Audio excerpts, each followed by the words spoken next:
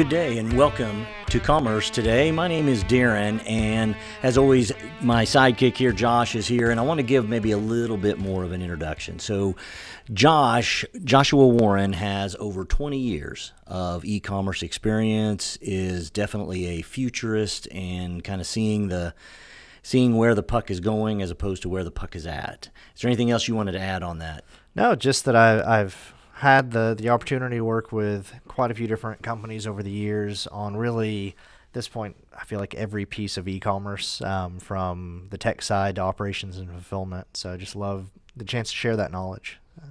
Very good. And my name is Darren Newbold, and I have over 20 years of operations as well as business development and some marketing, some sales and service support. So really kind of come at this from the operational and the business side of it. So while Josh is the look to the future and where are we going, I'm kind of like, okay, well, that's all great, but what can we do today?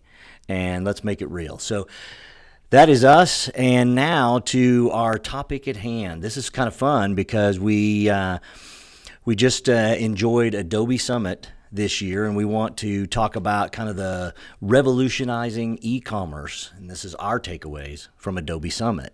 So before I jump right in, Josh, I can tell you're chomping at the bit, as they say. What is there anything real quick you really want to make sure and get out there right away? Well, I just want to mention, this is the first in-person Adobe Summit in a number of years, so it was kind of nice to get back in person, get back out there. Something that I think is important to realize is that Adobe Summit, and this is just the digital experience side, so Photoshop, tools like that weren't represented there, but even after excluding those tools, there were 27 different Adobe products represented at this conference. So we are looking specifically at the e-commerce piece, so the things that relate to their e-commerce products. There's some great content out there, especially if you go on LinkedIn, the Adobe Summit hashtag. A lot of others talking about Marketo, Experience Cloud, real interesting things happening on the analytics side. So if you're interested in that, this is not the place for you. We're here. We're all commerce, all day, every day. All day, all the time. So, well, one of the things that they really talked about was kind of their strategy around continuing this digital business landscape and really making sure that we had a digital first focus, and that focus is around engaging the customers across any and every channel. Well, that whole buzzword omni-channel gets thrown around. But we want to take that to that next level of advanced shopping and procurement capabilities. And then one of the things that was really, really talked about a lot. Now, some of this dances directly on the commerce side, and some of it goes way beyond that. And that's some of the things that you and I were talking about before the show. But that's all about customers are now expecting personalized interactions. Can you tell me a little bit more, Josh, or what you were seeing, or some pieces that you might have been seeing around that? Customers really want that personalized experience. Yeah, I mean, it's basically the technology's gotten to a point to where you can deliver a completely customized experience to every single visitor to your website, and you can look and kind of build out a profile about them and really tie that into what they're displaying. There was some really fun potential new enhancements to the product through Adobe Sneaks, which is things that may or may not, they're kind of in not even really an early alpha test, where it can analyze your skin tones and your coloring, tell you what color family you are, and I'm already way beyond my knowledge of fashion or makeup or anything here. Wave off. But it'll tell you that, and then it can actually show you which products, like if it's a clothing site, which products will look best on you right now based on your skin tone. Yeah, they had a great sample with and I apologize, the comedian's name has left me. Tig. I forget her last name, yes, but Tig. I think all her fans know her as Tig. And where she had to basically get in the box to get the picture taken. They had some technical difficulties. But beyond that, she had, prior to this, had picked 3 colors that she liked. And I think it was blue, red, and green, I think.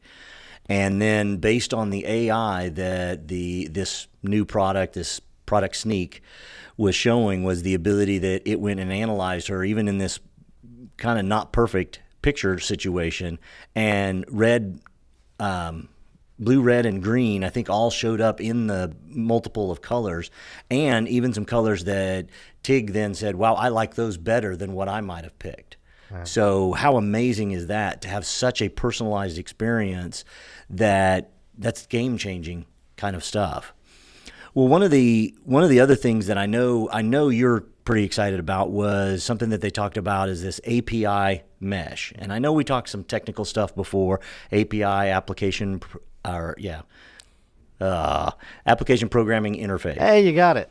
And so API mesh. So tell us, what does that do for us? And then also along the lines with that is app builder. And so those are two that I know you're excited about. Yeah, and those are two that I feel like Adobe's been trying to get the word out, but a lot of people just haven't caught up with this yet.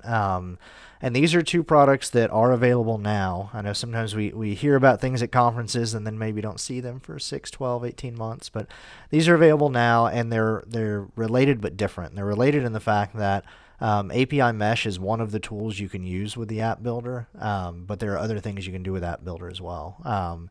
So App Builder is basically a way that you can go in and develop low-code or no-code apps. Originally, it was for the Adobe Experience Cloud, so all the bigger products. Now they have also built support for Adobe Commerce Cloud, and support is also available for Adobe Commerce. Working on helping them figure out how to bring that to Magento open source as well. So that's been something I've been involved in because want to see it happen for the open source community as well. But it's basically, it's a way that you can build these apps that don't require an installation into the Commerce instance. They don't require you to modify any of the code on your Commerce site, which makes upgrades a lot easier. And then the API Mesh piece is probably the part, and I've threatened a couple of our team members, we may do a live coding episode where we actually use the API Mesh and show what in real time what you can do with it. But it is amazing, and it's basically something that you can use to connect one or more APIs together. You can do transformations on those APIs. So they even showed in a lab that I participated in at Summit how you could modify how the Adobe Commerce API worked without changing any code on the Commerce site. So, I mean, from a user standpoint, it's amazing. Yeah, it's going to save you a lot of money on pretty cool. upgrade costs. So, yeah, it's cool stuff. Well, and if I remember right, there was a joke that came out of Adobe Commerce. A CEO and a sales guy walk into a tech lab, and who knows what's created. Oh, yeah. No, that was one of our most liked tweets at the event was, a CEO and a sales guy walk into an Adobe Summit lab. 5 minutes later, they have an API integration completed. So it was fun stuff. So believe it or not, folks, for those listening, even I might be able to create something here. That's scary. I love it. There was a bit more that they talked about, but it's a bit more around the Adobe Experience Manager tools that tie into and are very integral to commerce. But for those that really have the full stack of Adobe products, they talked a lot about the experience-driven commerce, and then even something else that is they're looking at for the second half of this year is taking, and you know that how important photography is for commerce. You got to have great pictures. You got to be able to see it from multiple sides. Well, they want to take that and using AI, take that to the next level and have 3D pictures. So how amazing is that, being able to have a three-dimensional look and view so that it shortens that time frame of having to put those photographs and those things together. Your thoughts? So you think they listened to our episode about being metaverse ready and the importance of having 3D content at the ready? I'm sure they did, Josh. I mean, I'm sure they listened to every piece of that and every one of our episodes for sure. Well, just as a quick side note, and for me especially, what did you think of Macklemore? The parties there were outstanding at Adobe Summit. They were, and I just loved the fact, like I'm a huge Macklemore fan, so I really enjoyed the concert, but also a lot of these conferences, it's so hard to have a conversation. Like, they're not really networking parties, they're just parties. And they had it at an event venue, Area 15, I think it was called, where there was different rooms, different spaces. You go to a louder area, you go to a quieter area. Really felt like they had something for everybody. They did. Everything from good old-fashioned 80s version video game parlor to way whacked out Rocky Horror Picture Show kind of walkthrough place of the Mega Mart that they had there, and it was a lot of fun, and then even not quite murder mystery-ish, but more of just mystery, kind of working through a mystery scenario, even inside the Mega Quest. So anyway, that was for me. I just had to talk a little bit about the parties because that was definitely a lot of fun with it. Some more things that they talked about. Social channels are obviously important, currently available. They talk about the sales channel support for Walmart Marketplace, so I know that's important. And then next year, not next year, second half of this year, really tying into Facebook, Instagram, and really having that commerce integration. How much do you think that will affect kind of the commerce or the listeners that we have that have stores? It'll be interesting to see just the level of dedication and investment from Facebook and Instagram. So way back when, goodness, 5 or 6 years ago now, I was heavily involved in an effort that Pinterest launched to do kind of a social shopping setup that would integrate with your commerce platform. And they found relatively quickly that as a platform, Pinterest just couldn't monetize it well enough. They couldn't justify the ROI. They ended up dropping support. So I've seen kind of mixed signals coming out of Meta now of where they're falling on all this. So I think it'll be good to have those technologies available inside commerce. It's good to make sure, cover all the bases, all the integrations. But I think that for some brands, that's going to work great, and hopefully Meta continues their investment into it. But I think for others, it might fall kind of flat. So it'll be interesting to kind of watch and see. Well, stay tuned. It's coming second half. Continuing on, again, these are more for the Adobe Experience Cloud pieces, but really trying to take, and I think in some ways, just to mention this to our audience, how important personalization of the experience. So whether or not if you're Adobe Commerce Cloud only, and that's fine, we love that, and that's all we talk about here, but the importance of how can you create that personalized experience. And it was really evident in all that they talked about through all of the different products. And I did go to some other products that we're not even involved with, but just to learn more.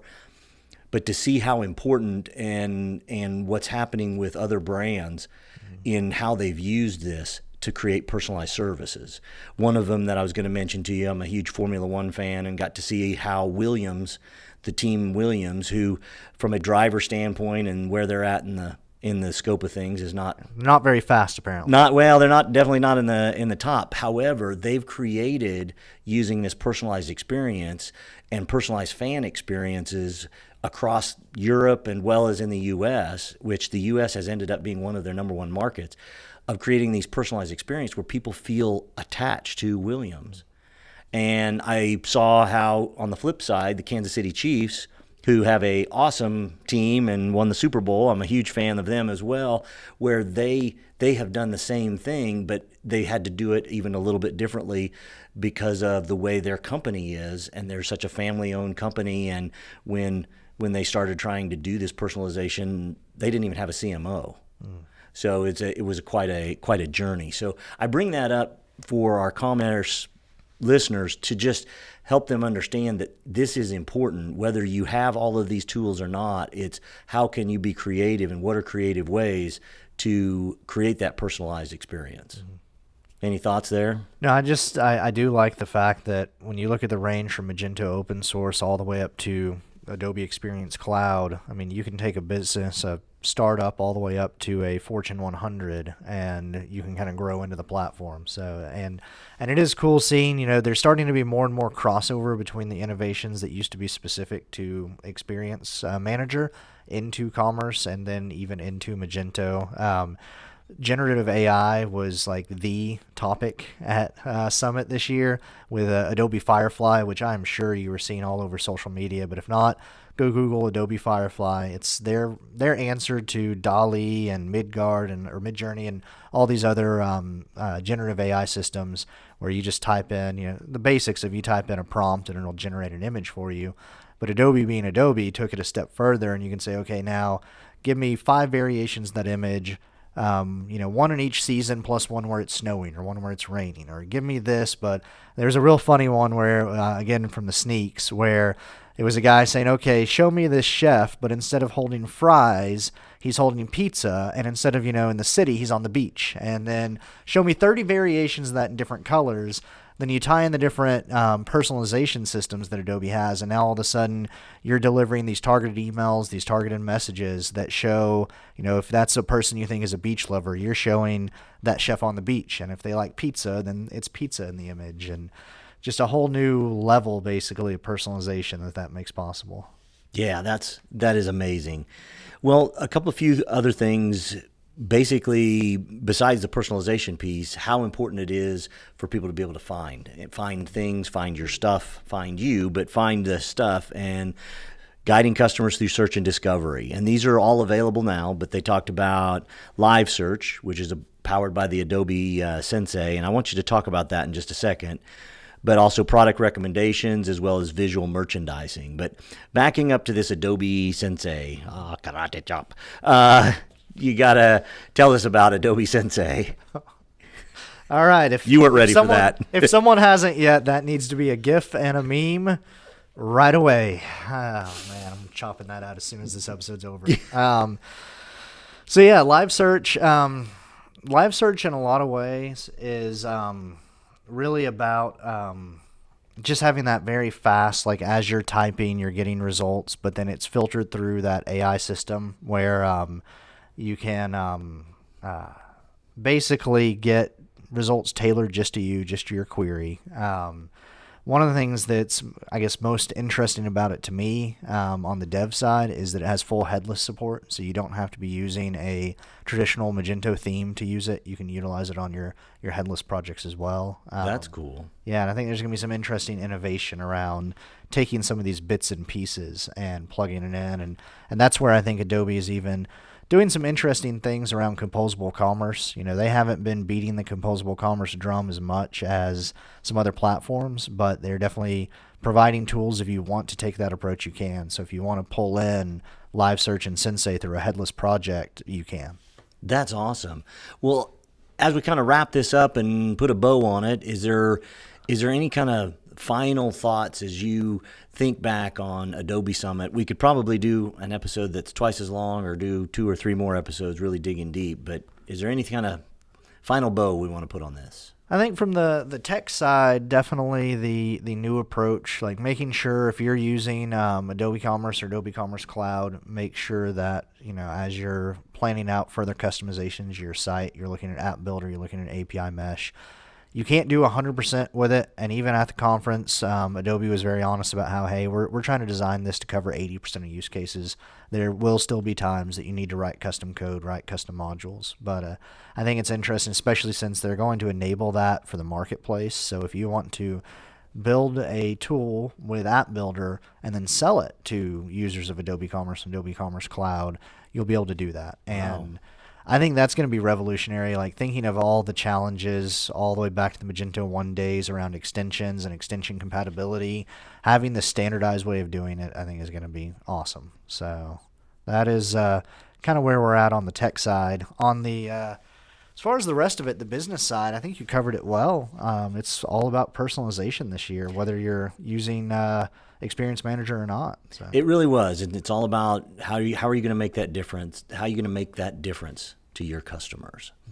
Well, as always, I hope you've enjoyed our commerce today and talking about Adobe Summit and the things the revolutionary e-commerce and our takeaways from Adobe Summit. We've enjoyed having you, and until next time. Well, and don't forget. Oh, wait, some of these topics we've touched on are also in our e-commerce hype guide. So if you want to check that out, we will have a link in the show notes. Yes, definitely take advantage of the hype guide. Until then, take care.